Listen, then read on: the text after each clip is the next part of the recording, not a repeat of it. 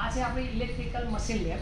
આ electrical machine લેબની અંદર જ્યારે એન્ટર થઈએ ત્યારે એન્ટર થયા પછી આપણે લેફ્ટ સાઈડની અંદર બીજો એક યુટર્ન લઈશું. યુટર્ન લઈને જ્યારે આપણે સીધા જમણી બાજુ જઈશું ત્યાં આપણી પીડીબી 1 લાગેલ છે, એટલે કે પાવર સિસ્ટમ લેબ અને મશીન લેબનો સંપૂર્ણ સપ્લાય એ આપણી આ પેનલમાંથી જાય છે.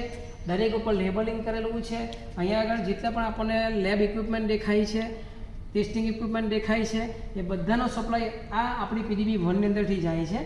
કોઈ કારણોસર આ પીડીબી 1નો આપણે પાવર આઇસોલેટ કરવાની જરૂર પડે, આપણે કંઈ મેન્ટેનન્સની જરૂર પડે અથવા કંઈ સર્વિસ કરવાની જરૂર પડે તો આનો પાવર આપણે બંધ કરવો પડે.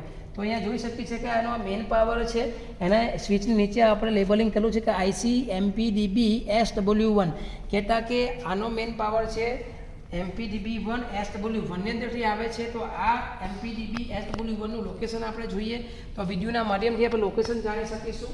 તો ફરી પાછા આપણે લેબની બહાર નીકળવાનું છે, યુટર્ન લેવાનું છે અને પેસેજની અંદર સીધા જ્યારે આપણે જનરલ લેબમાં જઈએ ત્યાં આપણું જે ઇલેક્ટ્રિકલનું મેઇન પેનલ બોર્ડ છે ત્યાં MPDBની અંદર SW1 છે, એની અંદરથી આ PDB1નો પાવર આવે છે.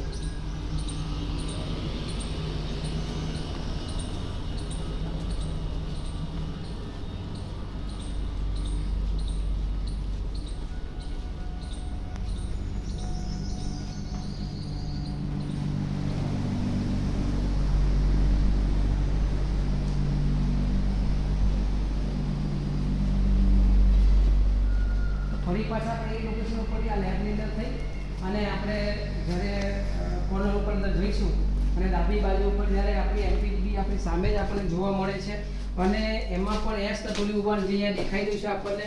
તો આ SW1ની અંદરથી આપણી જે PDB1 છે મશીન લેબ અને પાવર સિસ્ટમ લેબ એનો સપ્લાય અહીંયાથી આપણો જાય છે. તો આપણે જો આઇસોલેટ કરવું હોય, મેન્ટેનન્સ કરવું હોય તો આ સ્વિચને ચાલુ બંધ કરતા એ MPDBનો સપ્લાય ચાલુ બંધ કરી શકાય છે.